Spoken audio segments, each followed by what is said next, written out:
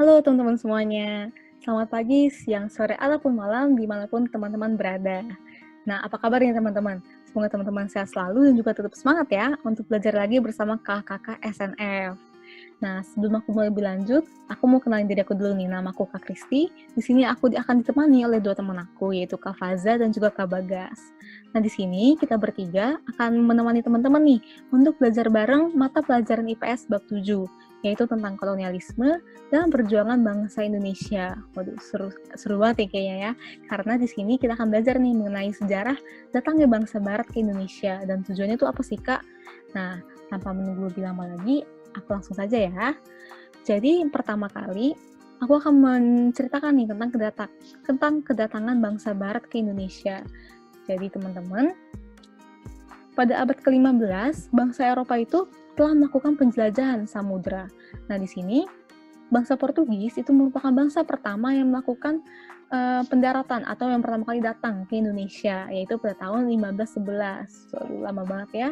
Nah di sini bangsa Portugis itu datang ke Indonesia, lebih tepatnya mendarat di pantai utara Sumatera atau di Malaka. Nah, tujuannya itu apa sih? Mereka datang untuk liburan kah? Nah, tentu saja bukan teman-teman. Nah, jadi kedatangan bangsa Portugis di Indonesia ini adalah untuk mencari daerah penghasil rempah-rempah dan juga untuk menguasai pelabuhan Malaka untuk dijadikan pusat perdagangan. Awalnya, kehadiran bangsa Portugis ini itu diterima dan disambut baik sekali oleh masyarakat lokal. Tetapi, lambat laun seiring berjalannya waktu, terjadi perlawanan antara bangsa Portugis dengan masyarakat lokal. Nah, selain bangsa Portugis, kedatangan bangsa Barat lainnya adalah oleh bangsa Spanyol yang datang pada tahun 1521, lebih tepatnya di Pantai Tidore, Maluku. Nah, berbeda dengan bangsa Portugis, kehadiran bangsa Spanyol ini itu memiliki tujuan untuk menyebarkan agamanya loh teman-teman, dengan strategi misionaris. Nah, tujuan bangsa Spanyol ini itu berhasil dilakukan di Indonesia karena mereka berhasil menerapkan beberapa agama di daerah di Indonesia seperti di Ambon, di Ternate, dan juga di Morotai. Nah, sama seperti bangsa Portugis, kedatangan mereka itu juga disambut baik sekali oleh masyarakat lokal. Tetapi lambat laun juga mereka pada akhirnya terjadi perlawanan antara masyarakat lokal dengan bangsa Spanyol. Selain bangsa Spanyol, bangsa Barat lainnya yang juga datang ke Indonesia adalah bangsa Belanda nih teman-teman. Sudah tidak asing lagi ya bangsa Belanda yang datang ke Indonesia pada tahun 1596, lebih tepatnya di Pelabuhan Banten, di Banten. Nah, tujuan mereka tuh apa sih teman-teman?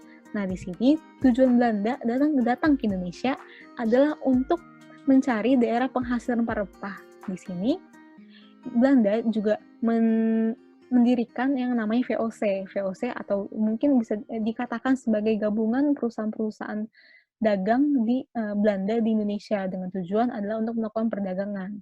Nah, di sini nggak cuma mendirikan VOC, Belanda juga mendirikan pemerintahan kolonial Belanda seperti itu. Nah, kedatangan mereka tuh juga disambut baik oleh masyarakat lokal, tetapi lama-kelamaan itu juga terjadi perlawanan antara masyarakat lokal dengan bangsa Belanda itu sendiri. Nah, dari yang sudah aku ceritain, kita bisa tahu nih sebenarnya apa sih faktor pendorong datangnya bangsa Barat ini ke Indonesia. Nah, di sini kita bisa melihat kalau faktor pendorongnya itu adalah semboyan 3G atau kita bisa bilang ada semboyan 3G. Nah, 3G itu singkatan dari apa aja sih, Kak? Yaitu tentang 3G itu adalah singkatan dari gold, glory, dan juga gospel.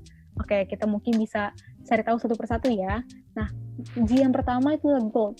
Nah, gold itu maksudnya adalah untuk mencari kekayaan. Nah, yang kedua itu adalah glory. Yang mana itu adalah tujuannya adalah untuk mencari kejayaan, dan yang ketiga adalah gospel dengan tujuan untuk menyebarkan agama. Nah, mungkin kalau kita bisa kembali lagi nih ke cerita yang aku udah ceritain sebelumnya, nah berarti bangsa Spanyol ini dengan tujuannya menyebarkan agama, berarti dia memiliki semboyan gospel. Lalu juga untuk bangsa Belanda dan juga bangsa Portugis itu memiliki semboyan gold dan juga glory, itu untuk mencari kekayaan dan juga kejayaan di sini, di Indonesia. Nah, selain semboyan 3G, faktor pendorong lainnya adalah karena sudah berkembangnya nih ilmu pengetahuan dan juga teknologi. Dan nggak cuma itu, ditemukannya kompas itu juga memudahkan mereka loh untuk berjelajah juga merupakan salah satu faktor pendorong mereka bisa sampai ke Indonesia. Nah, untuk materi selanjutnya akan diceritain dan juga dijelaskan ya oleh teman-teman aku, yaitu Kak Bagas dan juga Kak Faza.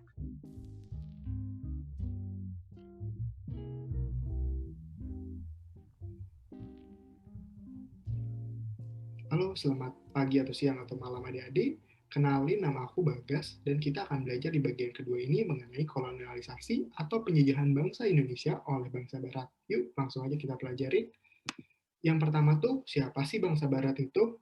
Nah, sebenarnya mungkin udah dibahas di bagian sebelumnya, kalau ada beberapa bangsa Barat atau bangsa Eropa yang menjajah Indonesia. Namun, aku mau kasih tahu lagi nih, sebenarnya ada 4 bangsa yang secara khusus menjajah Indonesia, yaitu Portugis, Spanyol, Inggris, dan juga Belanda. Tapi pada bagian ini, kakak hanya akan jelasin lebih jelas tentang Inggris dan Belanda ya. Kalau kalian penasaran tentang Portugis dan Spanyol, langsung aja kalian search di Google sendiri. Oke, langsung aja. Nah, yang pertama, kakak mau membahas nih tentang Inggris. Jadi, penjajahan Inggris di Indonesia ini mulainya tanggal 19 Oktober 1811. Nah, yang jadi berkuasa pada saat itu tuh namanya adalah Thomas Stamford Raffles, atau biasa dikenalnya Raffles ke depannya. Jadi, kalau kalian ditanya siapa sih yang memimpin Inggris di Indonesia, namanya adalah Jenderal Raffles. Nah, pada saat Raffles menguasai Indonesia, ada banyak banget kebijakan yang dilakukan oleh Inggris ini. Namun, kakak akan baginya menjadi 3 bagian ya. Yang pertama berdasarkan ilmu pengetahuan, yang kedua berdasarkan ekonomi, dan yang ketiga berdasarkan pemerintahan, pengadilan, dan sosial. Nah, kalau di ilmu pengetahuan tuh banyak banget nih yang seperti kalian lihat yang bisa dilakuin oleh Raffles di Indonesia atau Inggris. Tapi yang paling terkenal adalah penemuan bunga bangkai raksasa yaitu Rafflesia arnoldi yang gambarnya seperti kayak gini. Jadi bunga ini tuh ditemuin oleh Raffles pada saat ada di Indonesia.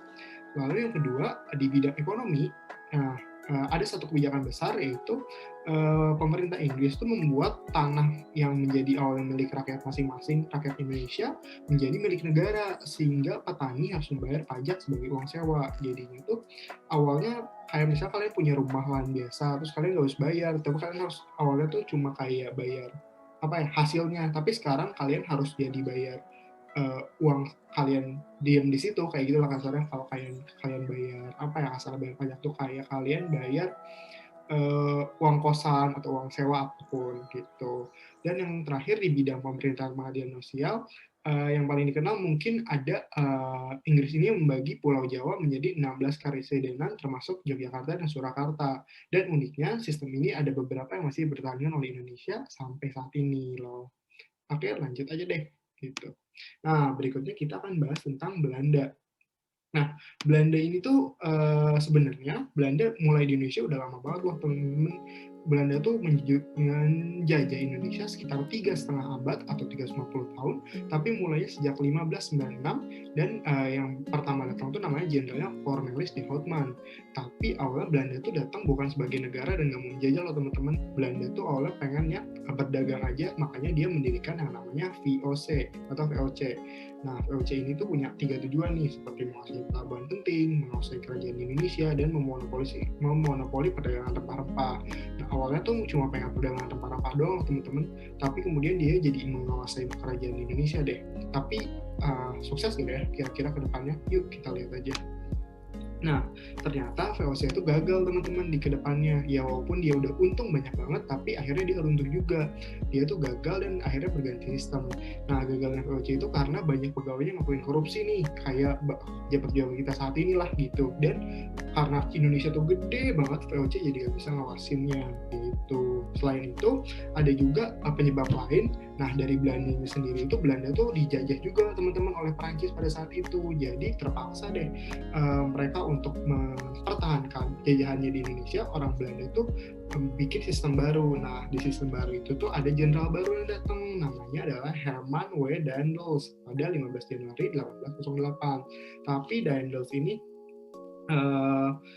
cukup banyak memberikan pengaruh di Indonesia ini teman-teman. Nah, yang paling terkenal itu adalah dia membuat jalan Anyer hingga Pangarukan sepanjang 1.100 km. Dari mana sih Anyer ke Pangarukan tuh teman-teman? Nah, Anyer itu kalau kalian lihat di peta Pulau Jawa ada di sebelah kiri nih teman-teman, dekat provinsi Banten. Sedangkan Pangarukan jauh banget teman-teman, di Jawa Timur. Nah, itu jumlahnya jumlahnya panjangnya 1.100 km dan itu tuh orang kita semua ngerjain teman-teman, dan jalannya masih ada sampai saat ini. Wah, keren banget ya peninggalannya. Tapi gara-gara peninggalan itu tuh menimbulkan sistem kerja paksa atau kerja rodi yang cukup menyengsarakan bangsa Indonesia karena bayarannya tuh rendah teman-teman, ataupun banyak yang kelaparan dan meninggal dunia saat kerja. Kasihan banget ya, tapi inilah yang harus kita ketahui. Oke, lanjut. Nah, selain sistem tadi, ada juga di berikutnya Belanda tuh memperkenalkan sistem lain teman-teman selain kerja rodi, yaitu namanya sistem tanam paksa. Sistem ini tuh dibuat oleh namanya jenderal lain, namanya Jenderal Van den Bosch pada tahun 1847. Nah, tanam paksa tuh gimana sih teman-teman? Maksudnya gini, para perkebun di Indonesia tuh awalnya bisa boleh nanam apa aja yang mereka mau, tapi lama-kelamaan mereka cuma disuruh menanam rempah-rempah tertentu yang dipingin oleh Belanda. Nah, ini tuh dilakuin di daerah-daerah seperti Jawa, Sumatera Barat, Minahasa, Lampung, dan Palembang. Lalu kita lanjut aja yuk. Nah, tanam paksa tuh gagal juga teman-teman, seperti tadi kayak VOC gagal akhirnya. Kenapa sih gagal? Karena dalam dilakukannya itu banyak penyimpangan yang mengakibatkan gagalan panen, jadi hasilnya tuh nggak seperti yang diinginkan. Terus ada juga wabah penyakit yang bikin pekerja-pekerja perkebunan itu kesakitan dan akhirnya meninggal dunia. Selain itu ada juga bencana kelaparan hebat di Cirebon dan Gerobongan, mengakibatkan ya nggak jadi kurus lagi deh. Lalu penurunan penduduknya yang tajam karena banyak pendidik matian. Nah, tapi ada juga faktor lain yang sangat berpengaruh kenapa tanam paksa gagal, karena ada penentang dari pihak Belandanya sendiri, yaitu namanya Douwe Dekker. Douwe Dekker ini walaupun dia orang Belanda, tapi dia cukup memperjuangkan hak-hak yang dimiliki oleh bangsa Indonesia. Nah, segitu deh cerita tentang penjajahan di era Inggris dan Belanda yang bisa Kakak Bagas jelasin. Kalau teman-teman masih penasaran, boleh banget googling buat cerita lengkapnya masing-masing ya. Sekian dan terima kasih.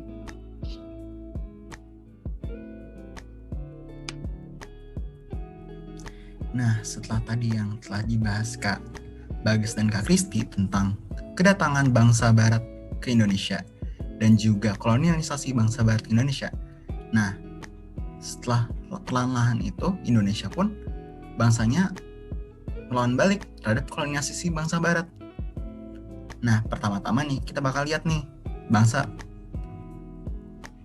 Portugis, di mana terjadi perlawanan karena keserangan Portugis nih, dan sifatnya yang mencampuri pemerintah.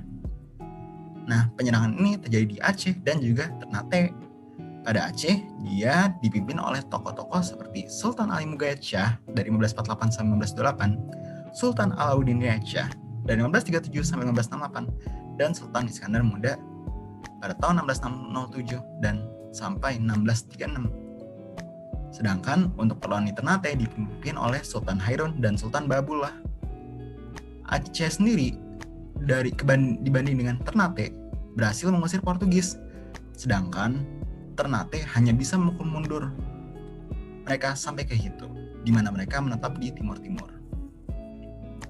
Setelah Portugis, kita bakalan ke Belanda. Wah, ini banyak sekali penyerangannya.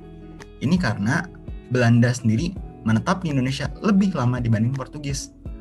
Perlawanan Belanda ini terjadi di berbagai wilayah dan dipimpin oleh berbagai macam tokoh, dari Sultan Hasanuddin di Makassar, Pangeran Antasari di Banjarmasin dan Kalimantan Selatan, Patih Murad di Maluku, Sisingamangaraja di Sumatera Utara, Sultan Ageng Tritayasa di Banten, Pangeran Diponegoro di Yogyakarta, dan Silas Papare, Papua. Namun, penyerangan terhadap Belanda ini tidak ada yang berhasil sepenuhnya mengusir Belanda dari Indonesia. Terima kasih adik-adik sudah memperhatikan presentasi dari kita bertiga, dari Kak Kristi, Kak Bagas, dan Kak Faza. Terima kasih semuanya.